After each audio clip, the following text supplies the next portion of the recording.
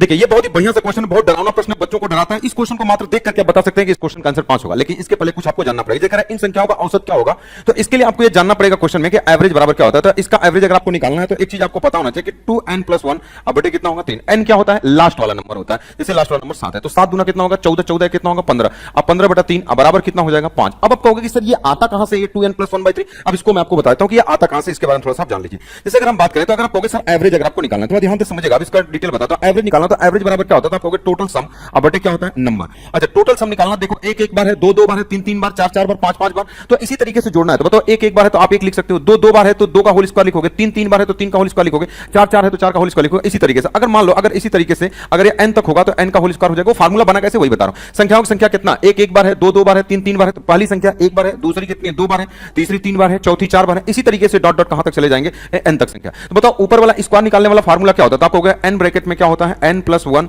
ये क्या होता है 2n + 1 अब बटे कितना होता है 6। ये तो इसका ऊपर वाले का सम निकाल दिया। और नीचे वाले को जोड़ने का तरीका क्या होता है n तक का, तो आप कहोगे सर n ब्रैकेट में n + 1 अब बटे कितना होता है 2। तो ये देखो ये पूरा से पूरा कट जाएगा और 2 से काट दो कितनी बार में, 3 बार में। तो कौन कौन बचा, आप कहोगे सर ये बचा और कौन बचा 3। तो आप बोल सकते हो कि 2n + 1 अब बटे कितना हो जाएगा 3। ये आपके क्वेश्चन का क्या हो जाएगा, आंसर हो जाएगा। ठीक है, तो अब आपको बताना है कि कमेंट बॉक्स में कि इस क्वेश्चन का आंसर क्या होगा। ये डायरेक्टली आप इस क्वेश्चन का आंसर आप बता सकते हो। तो इस क्वेश्चन का आंसर अगर पूछेगा कि बताओ इसका एवरेज क्या होगा, तो आप डायरेक्टली बता सकते हो इस क्वेश्चन का आंसर। अगर 8 तक है तो 8 दूना 16, 16 कितना होगा 17, 17 बटा कितना हो जाएगा 3 हो जाएगा। तो इस क्वेश्चन का आंसर आपको कमेंट बॉक्स के अंदर बताना है कि बताओ इस क्वेश्चन का आंसर क्या होगा। ओके, अगर आप भी अपनी स्पीड को ऐसे ही तेज करना चाहते हैं तो डाउनलोड करिए इस सिलेक्शन पथ ऐप, और अभी भी आपको मात्र 0 रुपए में मिल रहा है ये हमारा कंप्लीट आपका बैच। और ये भी ऑफर केवल 24 घंटे के लिए है। ये पूरा बैच निःशुल्क है और ये 20,000 सब्सक्राइबर पूरा होने पर ये ऑफर आपको दिया जा रहा है। ओके।